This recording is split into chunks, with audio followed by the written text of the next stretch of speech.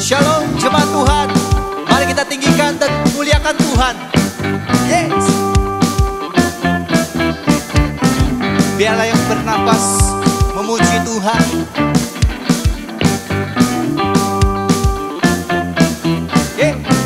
Mari tepuk tangan.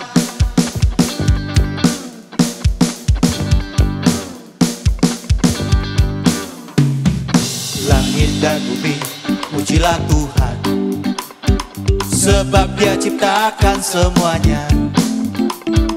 Keagungannya mengatasi langit bumi, sembah sujud di hadapannya. Yes. Katakan langit, langit dan bumi, pujilah Tuhan, sebab Dia ciptakan semuanya. Keagungannya mengatasi langit bumi, sembah sujud di hadapannya. Ku puji, ku sembah, ku puji, ku sembah Yesus Kristus Sang Penebusku. Ku puji, ku sembah, ku puji, ku sembah Yesus Tuhan dan Rajaku.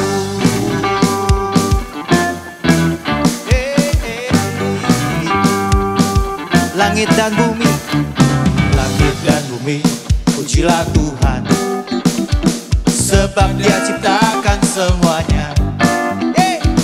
Keagungannya mengatasi langit bumi, sembah sujud di hadapannya. Ku puji, ku puji, ku sembah, ku puji, ku sembah Yesus Kristus Sang Penebusku. Ku puji, ku sembah, ku sembah Yesus Tuhan dan Rajaku. Ku puji, ku puji, ku sembah, ku puji, ku sembah Yesus Kristus Sang Penebusku. Ku puji, ku sembah, ku puji, ku sembah Yesus Tuhan dan Rajaku.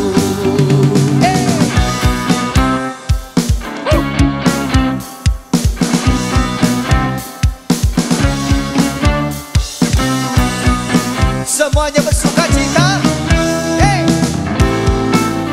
Yang bersuka cita, katakan haleluya, amin.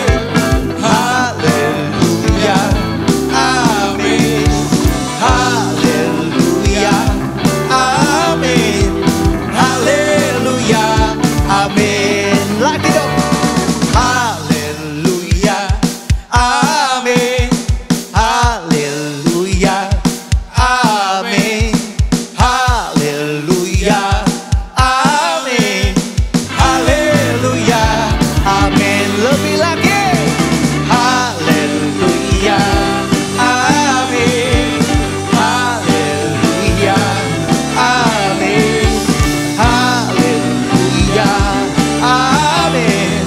Haleluya, sekali lagi. Haleluya. Haleluya, amin. Haleluya, amin. Haleluya, amin. Haleluya, amin. Haleluya, amin. Haleluya, amin. Haleluya. Amin.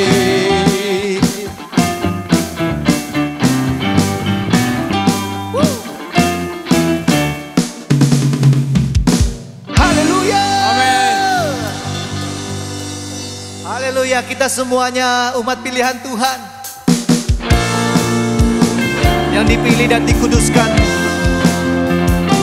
Mari beritakan perbuatannya.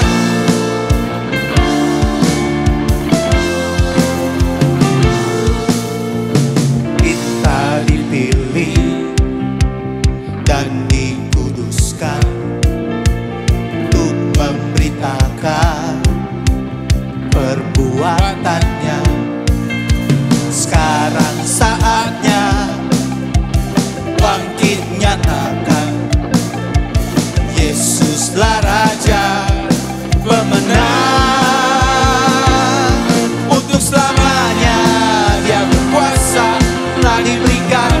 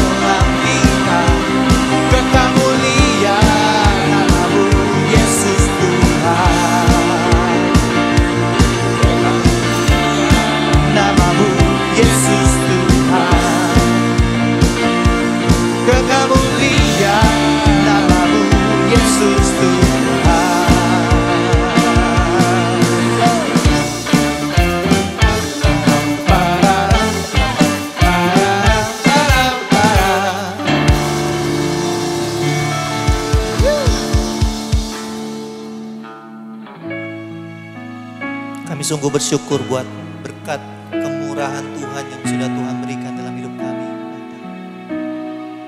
Terima kasih Tuhan. Terima kasih atas semuanya yang terbaik ya Bapa.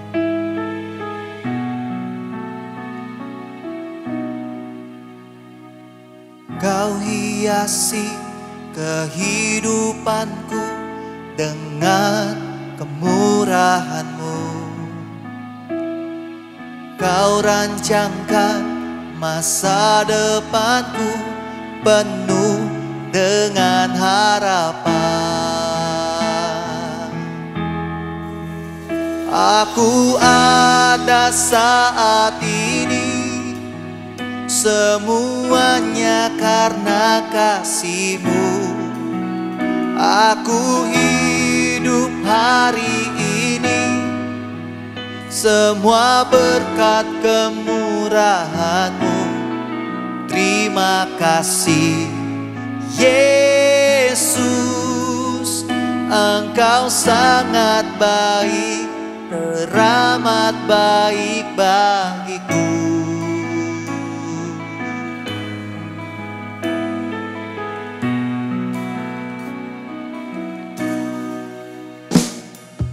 Kau hiasi kehidupanku dengan kemurahan-Mu. Kau rancangkan masa depanku penuh dengan harapan. Aku ada saat ini, semuanya karena kasih-Mu. Aku hidup hari ini, semua berkat kemurahan-Mu. Terima kasih Yesus, Engkau sangat baik, teramat baik bagiku.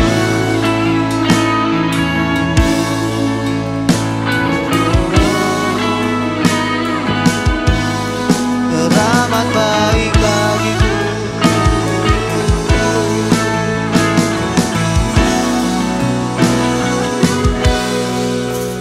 Aku ada saat ini, semuanya karena kasih-Mu. Aku hidup hari ini, semua berkat kemurahan-Mu. Terima kasih Yesus, Engkau sangat baik, teramat baik. Aku ada saat ini, semuanya karena kasih-Mu. Aku hidup hari ini, semua berkat kemurahan-Mu. Terima kasih Yesus, Engkau sangat baik, teramat baik bagiku.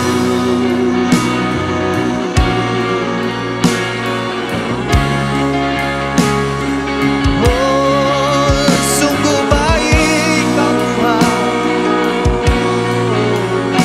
sungguh baik Kau Tuhan.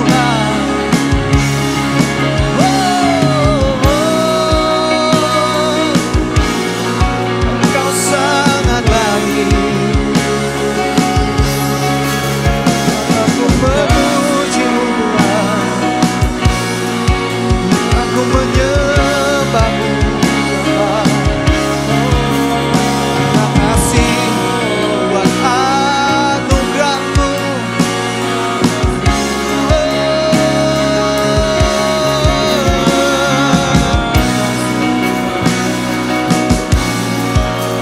Kami rasakan kasih setia-Mu Tuhan sepanjang hidup kami.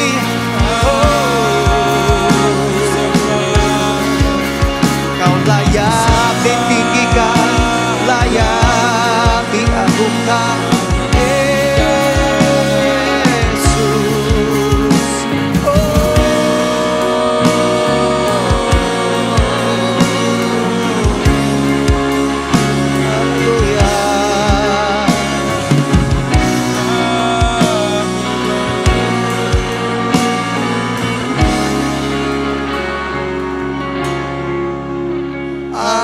ada saat ini, semuanya karena kasih-Mu. Aku hidup hari ini, semua berkat kemurahan-Mu. Terima kasih Yesus, Engkau sangat baik, teramat baik. Aku ada saat ini, semuanya karena kasih-Mu.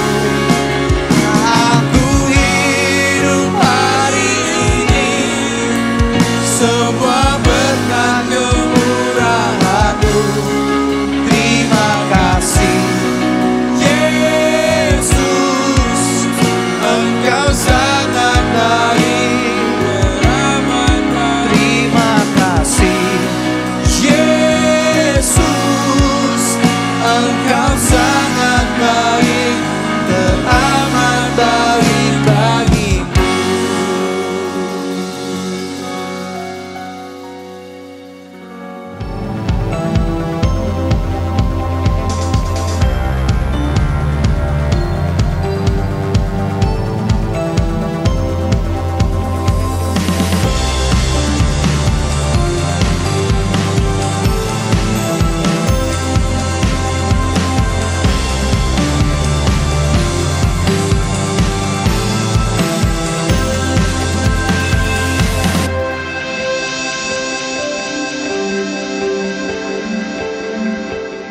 Pernahkah saudara mendengar manusia menggugat Tuhan? Memang hal itu kedengaran aneh, tidak masuk akal, tapi itu terjadi di dunia nyata. Tanggal 14 Oktober tahun 2008, Majelis Hakim Pengadilan Douglas County di negara Amerika Serikat menolak gugatan seorang senator yang bernama Ernie Chambers. Dia adalah seorang senator yang mempertanyakan keputusan Tuhan yang telah menjatuhkan bermacam-macam malapetaka di dunia. Chambers merasa banyak konstituennya dari kota Omaha mengalami kesengsaraan dalam hidupnya. Kemiskinan, bencana alam, teror, dan hal itu membuat dia sebagai seorang senator mau memperjuangkan. Tetapi ternyata hakim menyatakan gugatan sang senator tidak dapat dilanjutkan pada sidang yang pertama itu. Mengapa? Alasannya Tuhan tidak bisa dihubungi petugas pengadilan untuk hadir dalam sidang pembacaan dakwaan. Ya, aneh-aneh memang. Tapi itu terjadi. Tapi saya mau beritahu, sadarkah saudara bahwa hari-hari ini banyak orang yang menggugat Tuhan? Sebentar lagi kita akan belajar firman Tuhan. Di Alkitab, kita mendengar, kita melihat, dan kita akan bahas. Ada orang-orang, sekelompok orang yang menggugat Tuhan. Namun sebelumnya, mari kita berdoa. Mohon pimpinan Tuhan untuk menerangi hati kita. Tuhan, kami hari-hari ini sungguh merasa penat, lelah. Sungguh Tuhan, kami merasakan hal-hal yang tidak menyenangkan dalam hidup ini. Tetapi Tuhan, kami bersyukur kepadamu. Karena Engkau adalah Allah yang setia, yang selalu menguatkan kami, menghibur kami, dan memberikan kami kemampuan. Sehingga kami bersyukur, sampai hari ini kami bisa eksis. Kami bisa bertahan, dan terlebih lagi Tuhan, kami percaya kami akan memenangkan pergumulan kami. Terima kasih Tuhan, bimbing kami melalui firman Tuhan yang sebentar kami akan renungkan bersama-sama. Roh Kudus-Mu menyertai kami di dalam nama Yesus. Amin. Sebelum kita merenungkan firman Tuhan, saya mengajak kita terlebih dahulu membaca Alkitab dalam kitab Injil Markus pasal 4 ayat 35 sampai dengan ayat 41. Markus pasal 4 ayat 35 sampai dengan ayat 41. Demikian firman Tuhan. Pada hari itu, waktu hari sudah petang, Yesus berkata kepada mereka, "Marilah kita bertolak ke seberang. Mereka meninggalkan orang banyak itu, lalu bertolak dan membawa Yesus beserta dengan mereka dalam perahu, di mana Yesus telah duduk, dan perahu-perahu lain juga menyertai dia. Lalu mengamuklah tofan yang sangat dahsyat, dan ombak menyembur masuk ke dalam perahu, sehingga perahu itu penuh dengan air. Pada waktu itu, Yesus sedang tidur di buritan, di sebuah tilam. Maka murid-muridnya membangunkan dia dan berkata kepadanya, "Guru, engkau tidak peduli kalau kita binasa?" Ia pun bangun menghardik angin itu dan berkata kepada danau itu, "Diam, tenanglah." Lalu angin itu reda dan danau itu menjadi teduh sekali. Lalu ia berkata kepada mereka, "Mengapa kamu begitu takut? Mengapa kamu tidak percaya?" Mereka menjadi sangat takut dan berkata seorang kepada yang lain, "Siapa gerangan orang ini sehingga angin dan danau taat kepadanya?" Bapak Ibu yang kasih dalam Tuhan, ceritakan di dalam firman Tuhan yang baru saja kita baca bahwa Yesus bersama para murid-muridnya setelah seharian pelayanan, membuat seminar, melayani orang, bertemu orang, konseling dan segala macam, kemudian mereka meninggalkan tempat itu karena sudah mulai malam. Dan sore itu mereka menyeberang pakai perahu di Danau Galilea. Sementara perahu berlayar, tiba-tiba di tengah malam itu angin yang begitu kuat, taufan menghantam perahu yang mereka pakai. Ombak, angin, semua bersama-sama menghantam perahu yang mereka pakai. Sehingga air itu masuk ke dalam perahu sampai penuh. Dan dalam keadaan seperti itu, para murid takut. Perlu diketahui, Danau Galilea itu memiliki kedalaman air 43 meter. Dibandingkan dengan Sungai Mahakam, di bawah jembatan Mahakam itu 30 meter. Kalau di depan Pasar Pagi itu kurang lebih 20-25 meter karena ada sedimen. Nah, bayangkan 43 meter. Dan waktu itu belum ada tim SAR. Sehingga bisa dibayangkan kalau seandainya kapal itu terbalik atau karam, kita sudah tahu apa yang akan terjadi. Nah, itu yang saya mengerti yang dihindari oleh murid. Ini jangan sampai terjadi, maka Yesus yang sedang tertidur dibangunkan dan berkata, "Guru, engkau mau kita tenggelamkah?" Saudara, pertanyaan murid-murid inilah yang membuat kita hari ini perlu belajar bersama-sama. Mengapa para murid Yesus itu takut? Sebab berbicara mengenai ketakutan, ya manusia wajar takut. Wajar. Apalagi dalam peristiwa seperti itu wajar. Tapi dari ungkapan Tuhan Yesus, pertanyaan Tuhan Yesus, "Mengapa kamu takut? Mengapa kamu tidak percaya?" Kata "mengapa kamu takut" artinya harusnya mereka tidak takut. Saudara, mari kita lihat sebentar.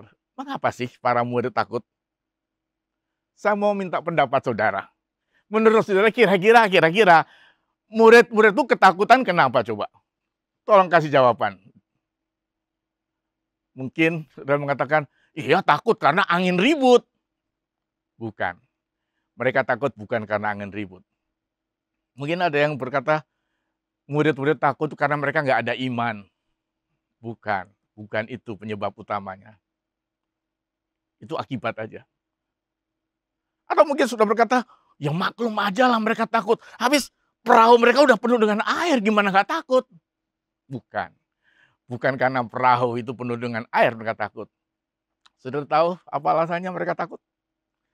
Alasan para murid Yesus takut karena mereka tidak mengenal dengan sebenarnya siapa Yesus. Seandainya mereka mengenal dengan benar siapa Yesus, nggak akan takut. Nggak akan. Yesus itu adalah juru selamat. Dia bisa berbuat apa saja. Dia bisa melakukan mujizat, dia mengendalikan segala sesuatu. Dia Tuhan. Nah, ini yang mereka kurang. Saudara, anak saya waktu masih kecil, suatu kali saya ajak bermain di kolam renang. Sementara kita bermain di kolam renang, mereka menikmati main air. Saya berada dalam kolam renang, anak-anak saya ada di pinggiran kolam renang. Saya tantang anak-anak saya, khususnya yang laki-laki, Hosea dengan Semi. Hosea, ayo lompat dari bibir kolam renang itu. Saya tantang mereka, lompat. Saya dengan berkata, lompat nanti papa tangkap, nggak apa-apa. Ketika pertama kali mereka mendengar tantangan saya untuk melompat di air, ketinggian air waktu itu sedada saya. Untuk anak-anak itu bisa tenggelam segini. Nah, pertama mereka ragu karena membayangkan air yang dalam itu. Tapi setelah saya janji, papa akan tangkap kamu, akan tolong kamu. Dan saudara tahu, secara mendadak mereka melompat ke dalam air. Dan begitu mereka masuk pure, saya langsung tangkap. Dan saya ajak mereka berenang. Demikian seterusnya, mereka menikmati air itu. Mengapa seorang anak kecil berani melompat air yang tingginya setinggi badannya, padahal dia belum bisa berenang?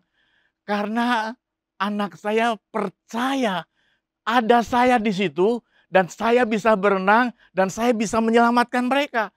Kepercayaan itu, pengenalan mereka kepada saya, membuat mereka berani dan tidak takut. Berarti pengenalan akan seseorang menentukan keberanian. Pengenalan seseorang kepada seseorang itu menentukan kepercayaan. Bapak Ibu yang kasih dalam Tuhan, oleh sebab itu pada bulan ini, bulan September, kita akan membahas satu tema sepanjang bulan ini, yaitu suatu tema mengenal Tuhan lebih baik, yang diambil dari kitab Daniel pasal 11 ayat 32b yang berkata sebagai berikut. Tetapi umat yang mengenal Allahnya akan tetap kuat dan bertindak. Sekali lagi, umat yang mengenal Allahnya akan tetap kuat dan bertindak. Ayat ini sangat relevan buat kita hari ini karena banyak orang merasa takut, banyak orang merasa lemah. Tetapi kalau kita mengenal Tuhan dengan benar, maka kita akan mampu bertahan, kita akan kuat, dan kita akan bertindak. Masalahnya adalah mengenal beda dengan mengetahui. Banyak orang yang mengetahui tentang Tuhan, baca buku, bisa orang tahu Tuhan, tapi mengenal beda. Mengenal itu punya hubungan, mempunyai kedekatan. Kalau mengetahui, mungkin dia hanya karena baca, dengar kata orang. Tapi kalau mengenal, dia mempunyai hubungan. Nah, itu sebabnya bulan ini kita akan belajar tentang sifat-sifat Yesus. Kita akan mengenal Tuhan, perasaan Tuhan. Minggu yang pertama kita akan belajar Tuhan sebagai Allah yang penuh perhatian. Minggu kedua kita akan belajar mengenai Allah yang sabar. Dan yang minggu ketiga kita akan belajar Allah yang suka menolong. Dan minggu keempat nanti ditutup dengan mengenal Allah yang murah hati. Nah, hari ini kita akan belajar tentang Allah yang penuh perhatian. Bapak Ibu yang kasih dalam Tuhan, kita belajar hari ini tentang firman Tuhan yang membuat mereka itu takut. Yang membuat mereka betul-betul tidak bisa menerima kenyataan sebagaimana adanya. Mereka berteriak, dan yang membuat kita heran adalah sementara terjadi hiruk-pikuk dalam perahu itu, sementara terjadi gelombang, badai, ombak, Yesus dengan tenangnya dia tidur. Nah, tidurnya Yesus inilah yang dipermasalahkan. Yesus tidur inilah yang digugat oleh para murid-muridnya. Sampai mereka protes.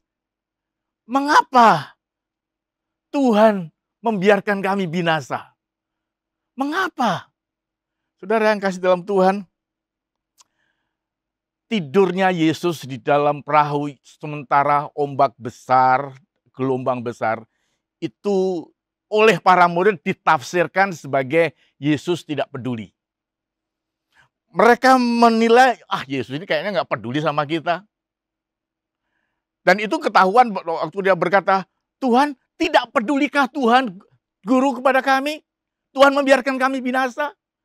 Itulah tuduhan para murid Yesus kepada Tuhan. Mengapa dia tidur? Orang semua lagi ribut, dia tidur. Berbahagialah orang yang tidurnya nyenyak. Berbahagialah orang yang tidak sulit tidur. Berbahagialah, apalagi kalau ada ibu-ibu yang suaminya ngorok tapi bisa tidur. Oh, berbahagia sekali. Tidur itu sangat-sangat mahal. Ada orang yang untuk tidur aja harus minum obat tidur, minum penenang. Tapi kalau sudah tidur tanpa minum, tanpa bantuan apa-apa, itu bersyukur. Tuhan Yesus dalam keadaan gelap gelita, dalam keadaan porak-poranda, dalam keadaan ribut, dia tidur. Mengapa? Di dalam Yesus ada damai sejahtera. Dan itulah yang akan terjadi pada murid-murid Tuhan. Orang yang dalam hatinya ada Yesus, Tuhan akan membuat dia tenang. Dan saudara yang kasih dalam Tuhan, dia Tuhan. Mengapa sampai dia tidur? Mengapa sampai dia tidak terganggu dengan keadaan? Karena dia Tuhan yang memiliki kemampuan. Apakah Yesus nggak peduli? Jangan salah. Dia tahu keadaan itu. Jangan sampai kita berpikir Tuhan nggak tahu. Tuhan tahu. Tuhan tahu keadaan lagi seperti itu. Tapi dia tahu. Dia punya kemampuan. Dia punya power. Sehingga kalaupun terjadi apa-apa, gampang. Yesus bisa langsung tangani itu. Sebab itu Yesus tidur. Yesus tidur bukan berarti dia nggak peduli. Seperti yang dikira oleh para murid. Tapi hal yang kedua yang saya ingin tekankan. Mengapa sampai Yesus tidur? Yesus tidur itu karena Yesus menunggu bagaimana reaksi dan respon para murid ketika keadaan seperti itu terjadi. Dan tidak heran di dalam Alkitab sepanjang sejarah dunia, pada saat-saat tertentu Tuhan membangkitkan tokoh-tokoh iman, pahlawan iman, Musa, Abraham, Elia, Esther, yaitu orang-orang yang berdoa. Kenapa? Dengan adanya badai, dengan adanya gelombang, orang menjadi berdoa, menjadi mencari Tuhan. Yang tadinya tidak peduli Tuhan, mereka mencari Tuhan. Itu yang Tuhan inginkan. Tuhan ingin umatnya di masa-masa seperti ini, saat badai menerpa, saat kesulitan datang, berserulah kepada Tuhan, carilah wajahnya. Itu yang Tuhan inginkan. Sebab itu saya mengundang, ayo kita mengikuti doa Diper yang diselenggarakan pada hari Kamis, pukul 7 malam. Di situ kita akan belajar mendekatkan diri dengan Tuhan, mengerti kehendak Tuhan, dan kita menaikkan permohonan-permohonan kita, dan Tuhan akan menjawab. Dan yang kedua, mari ikuti doa pagi. Di dalam doa pagi kita akan mencari wajah Tuhan. Kita akan menggantungkan diri orang yang berharap kepada Tuhan. Tuhan tidak akan permalukan. Nah, saudara, mari kita belajar. Yang pertama, keraguan manusia kepada Tuhan. Saya baca sekali lagi, Markus pasal 4 ayat 38. Pada waktu itu, Yesus sedang tidur di buritan di sebuah tilam. Maka murid-muridnya membangunkan dia dan berkata kepadanya, Guru, engkau tidak peduli kalau kita binasa?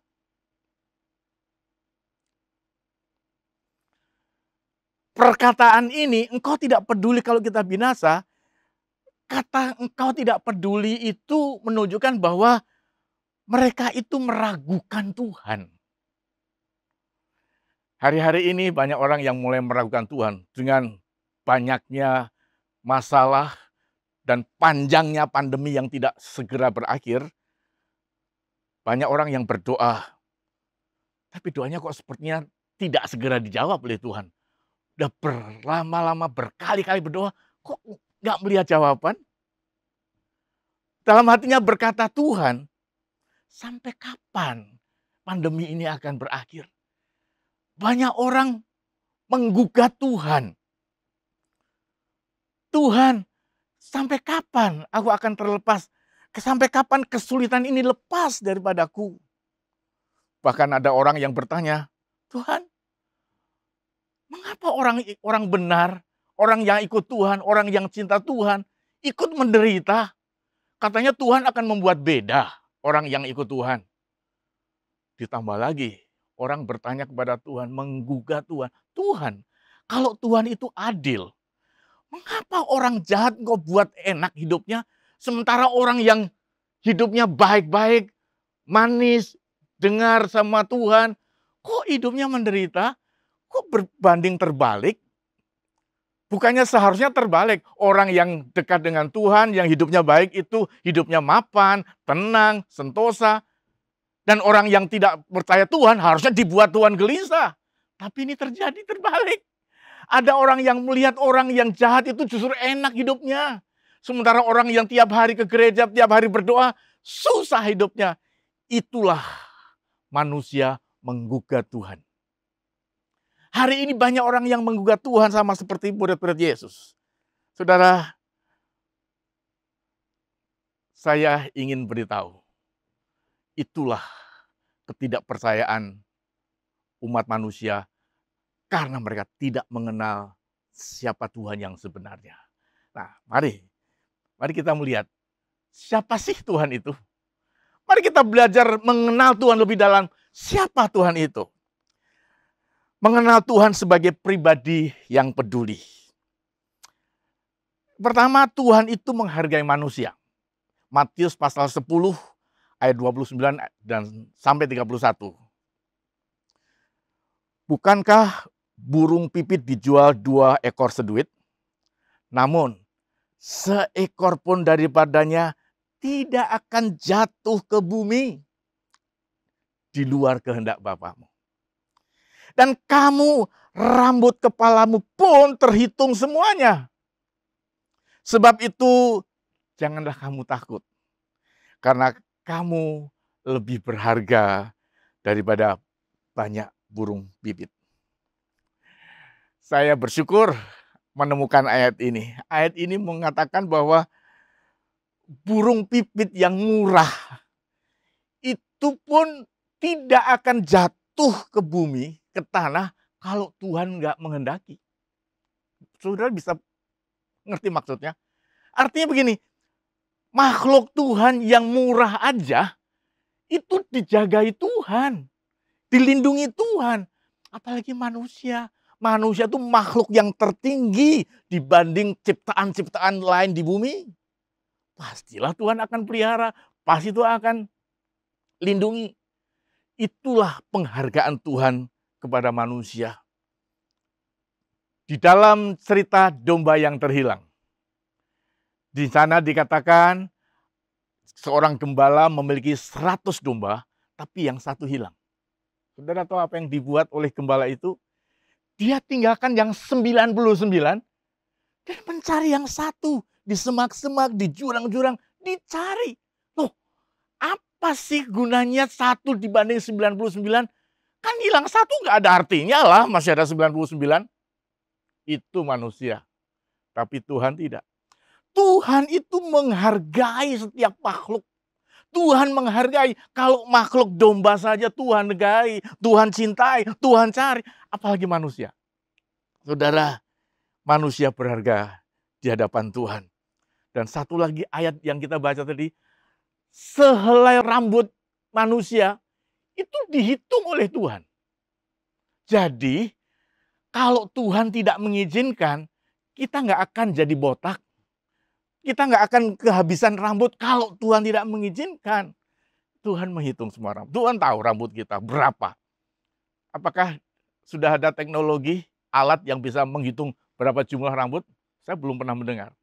Tapi sebelum semua itu ada, Tuhan sudah terlebih tahu. Itu artinya Tuhan sangat memperhatikan manusia. Jadi kesimpulannya, manusia itu berharga di hadapan Tuhan.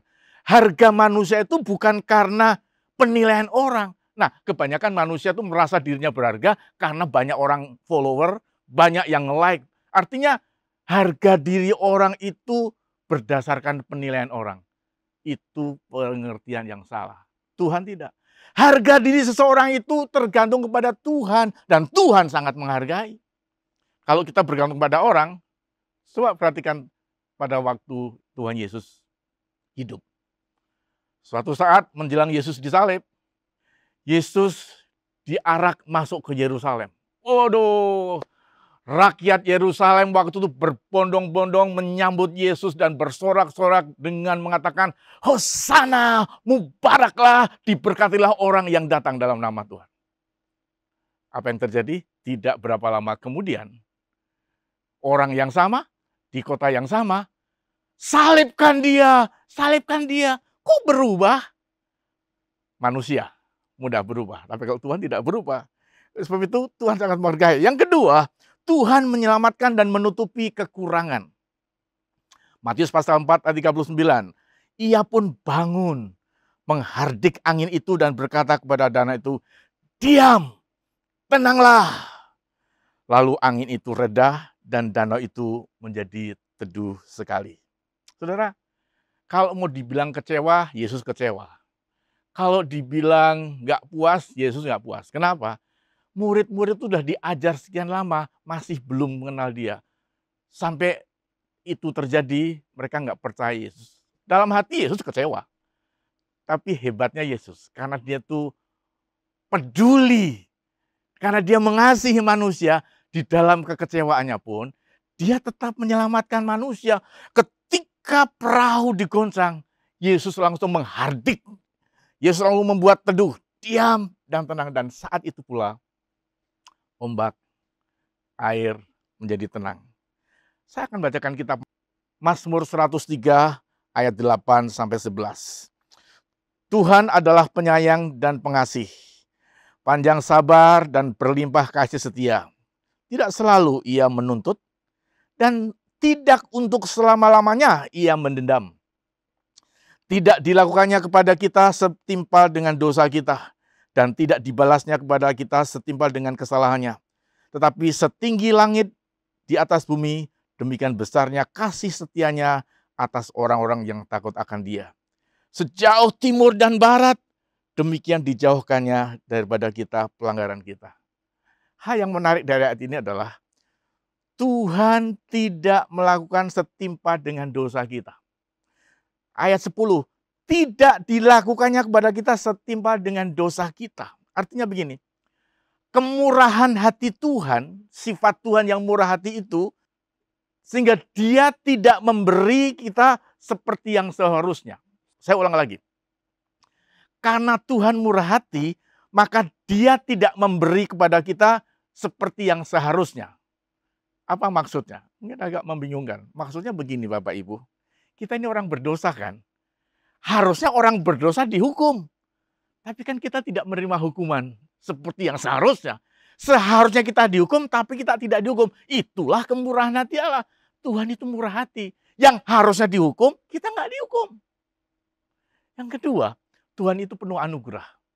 Karena Tuhan punya anugerah itu besar, maka dia memberikan kepada kita apa yang tidak pantas.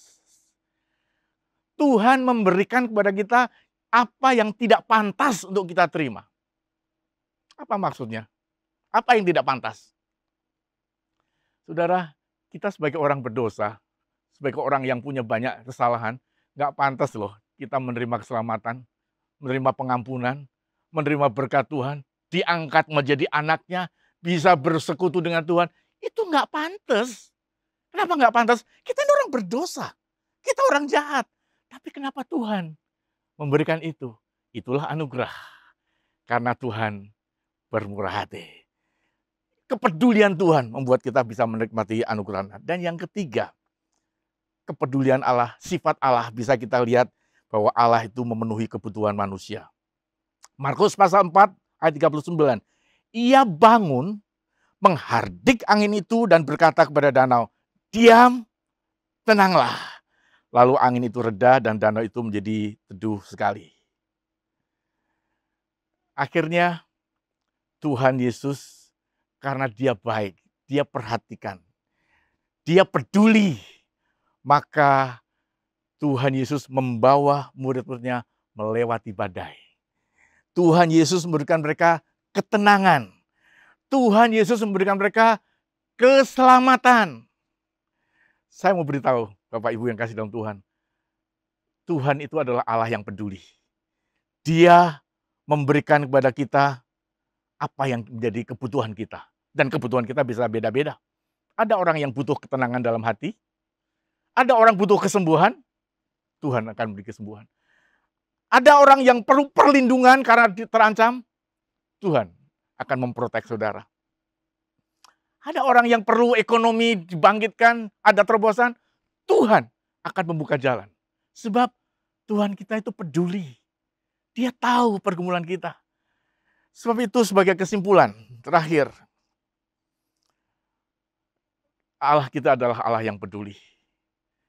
Jangan sekali-sekali kita beranggapan bahwa Allah tidak peduli. Allah peduli.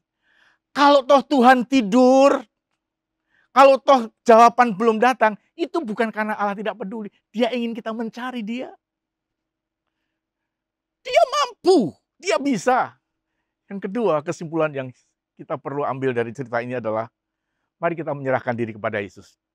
Menyerahkan dalam arti mengenal Tuhan lebih dalam, bersekutu lebih dekat. Maka itu membuat kita kuat dan bertindak. Dan yang ketiga, yang terakhir, sebagai kesimpulan, mari kita peduli kepada orang lain. Sama seperti Tuhan kita peduli kepada kita, maka marilah kita memiliki kepedulian kepada orang-orang lain yang nasibnya kurang beruntung. Selamatkanlah mereka. Ulurkanlah tangan kita kepada mereka. Kiranya pengenalan akan Tuhan semakin hari semakin mantap. Bukan hanya sekedar mengetahui tentang Tuhan, tapi mengenal dalam arti mempunyai hubungan yang dekat. Maka saudara akan kuat dan tetap bertindak. Tuhan memberkati. Mari kita berdoa. Tuhan Yesus, terima kasih. Akhirnya kami menyadari Engkau adalah Allah yang peduli.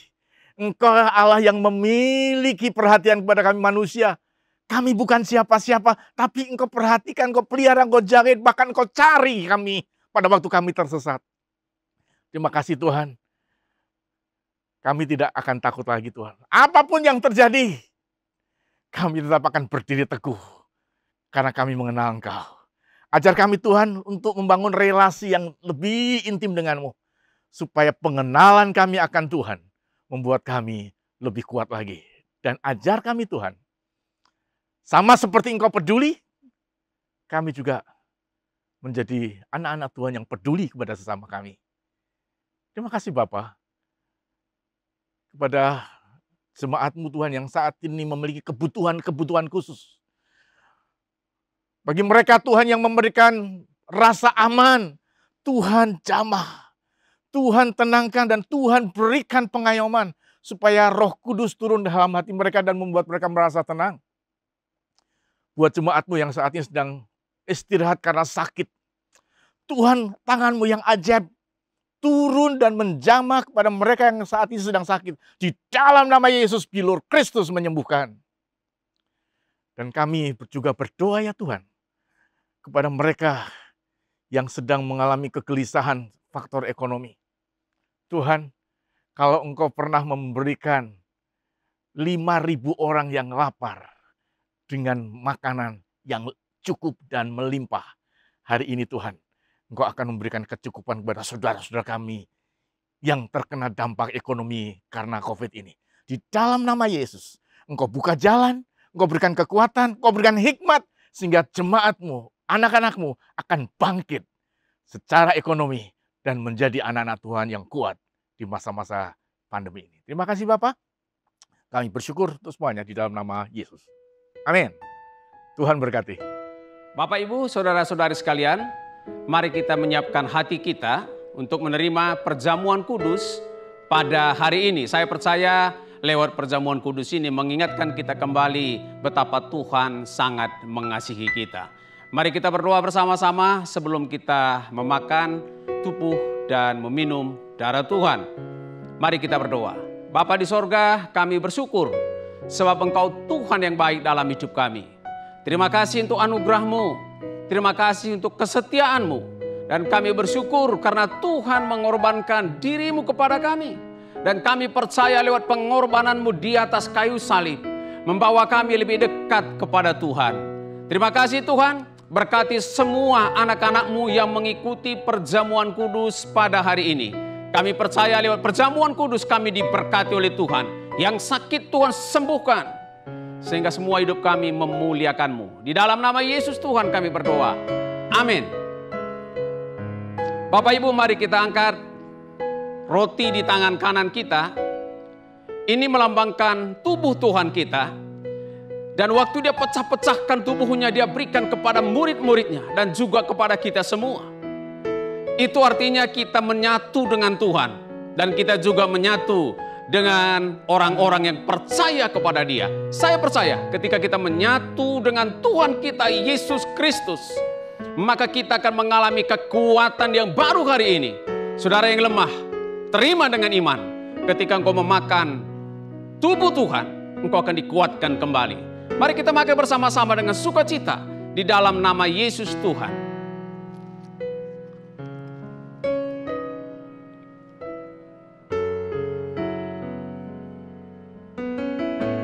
Mari kita taruh anggur di tangan kanan kita. Anggur ini adalah anggur perjanjian baru kata Tuhan Yesus.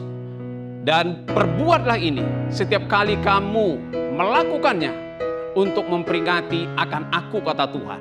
Bicara darah, bicara kehidupan. Saudara dan saya harusnya mati karena dosa.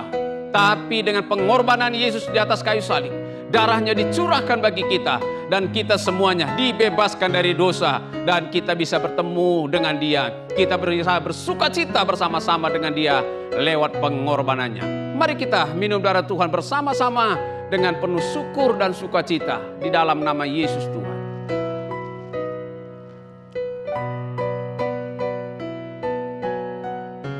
Mari kita berdoa. Bapa di sorga, kami bersyukur buat tubuh dan darah-Mu yang sudah kami terima. Kami percaya hidup kami diubahkan oleh Tuhan. Kami akan makin mencintai-Mu. Dan biarlah kasih-Mu terus ada dalam hidup kami. Mulai hari ini sampai selama-lamanya. Di dalam nama Yesus Tuhan kami berdoa. Haleluya. Amin.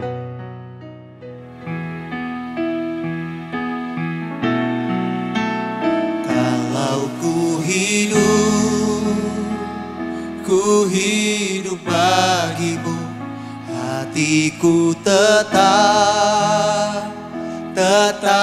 menyembahmu. Dunia tak bisa menjauhkanku dari kasih-Mu. Selama ku hidup bagimu, mataku tetap memandangmu. Dunia tak bisa menjauhkanku dari kasih-Mu.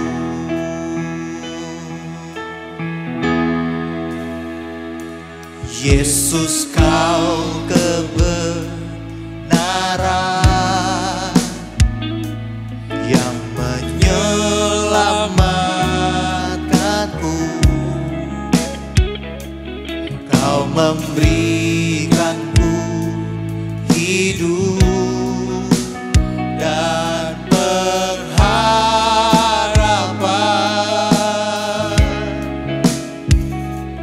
Ku ikut kehendak-Mu, ku perlu anugerah-Mu. Ku nyatakan janjiku kepadamu.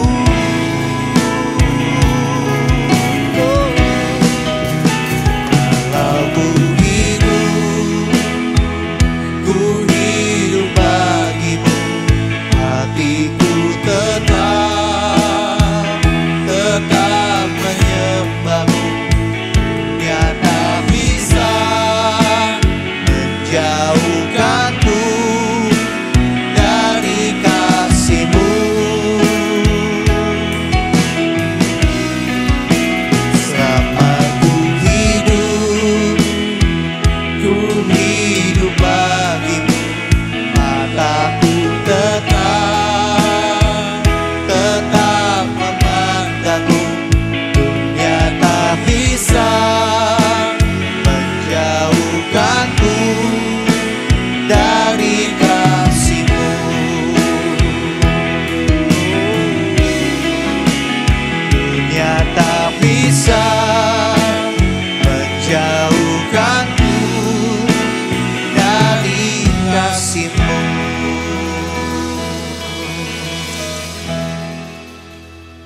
Jemaat Tuhan, saya sangat percaya bahwa kita semua diberkati oleh firman Tuhan pada hari ini. Saatnya kita akan memberi persembahan yang terbaik pada Tuhan. Siapkan hati saudara dan hati kita yang bersuka cita untuk memberi yang terbaik pada Tuhan. Bapak, Ibu, Saudara sekalian bisa mentransfer persembahan di rekening yang tersedia dan men-scan QRIS yang ada di layar. Kita berdoa untuk persembahan kita. Bapa yang baik, kami sungguh bersyukur atas kebaikan-Mu Tuhan. Engkau sampai saat ini Tuhan telah memberkati kami dengan berkat yang terbaik Tuhan. Oleh sebab itu Tuhan, kami akan mengembalikan sebagian berkat yang Kau berikan pada kami Tuhan. Perpuluhan kami, persembahan kasih kami Tuhan. Dan kami percaya Engkau berkati setiap tangan-tangan yang memberi Tuhan. Di dalam nama Tuhan Yesus. Terimalah berkat daripada Allah Bapa, kasih sayang daripada Tuhan kita Yesus Kristus, dan penyertaan dan persekutuan yang intim dengan Roh Kudus yang akan memberkati kita. Diberkatilah engkau sebagai pengusaha, diberkatilah engkau sebagai pedagang, pekerja, diberkatilah engkau di dalam rumah tanggamu, di dalam studimu, apapun yang engkau perbuat, Tuhan buat berhasil. Terima kasih Tuhan, berkat Allah menyertai kita semua hari ini, sampai selama-lamanya. Di dalam nama Tuhan Yesus. Haleluya. Amin.